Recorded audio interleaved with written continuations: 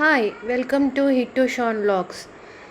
இன்றைக்கி சண்டே, அதுவும் அமாவாசைன்றதுனால பிரேக்ஃபாஸ்ட்டும் லன்ச் மெனுவும் நம்ம பார்க்க போகிறோம். காலையில் பிரேக்ஃபாஸ்ட் இட்லி தான். நேற்று அரைச்ச மாவு இப்படி ஃபுல்லாக உப்பி இருக்கு பாருங்கள். இட்லி ஊற்றிக்கலாம்.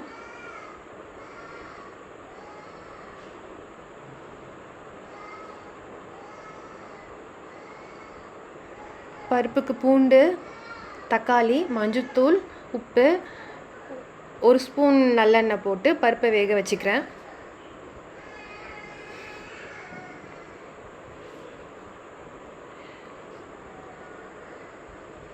இட்லி நல்லா சூப்பராக சாஃப்டாக ரெடி ஆயிடுச்சு.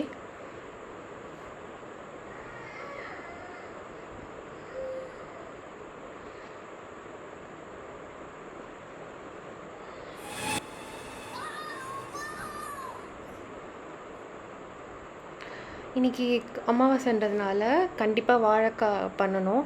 அதனால் நான் வாழைக்காவை நல்லா லாங் ஸ்லைசஸாக கட் பண்ணியிருக்கேன்.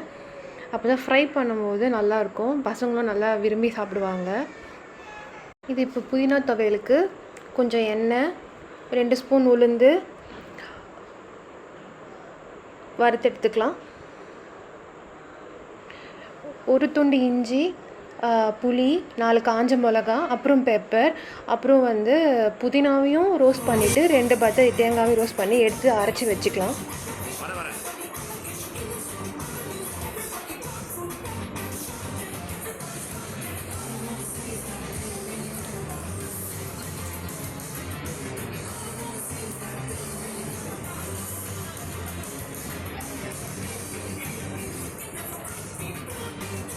ஸோ ரைஸ் ரெடி ஆகிட்டுருக்கு. வாழைக்காய் ஃப்ரை பண்ணிக்கலாம். வாழைக்காய் லைட்டாக காரம் போட்டு தான் எடுத்து வச்சுருக்கேன். அப்போ தான் பசங்க சாப்பிட்றதுக்கு ஈஸியாக இருக்கும். இப்போ நம்ம அடுத்தது மசால் வடை பண்ண போகிறோம். மசால் வடைக்கு பருப்பு ஏற்கனவே ஊற வச்சுட்டேன்.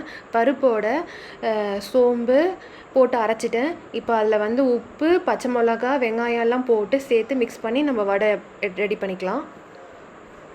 இப்போ இது அமாவாசைக்கு தேவையான திங்ஸ் எல்லாம் ஆர்டர் பண்ணியிருந்தேன்.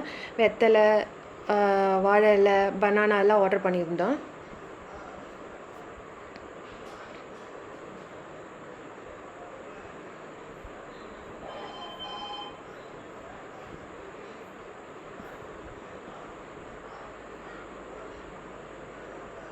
பூஜை ரூமை க்ளீன் பண்ணி முடிச்சாச்சு. படையலும் போட்டாச்சு.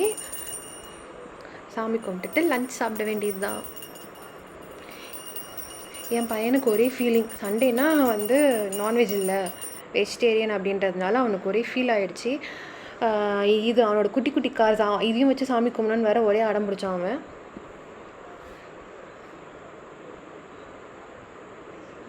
ஸோ இன்றைக்கி லன்ச் மெனு பருப்பு, புதினா துவையல்,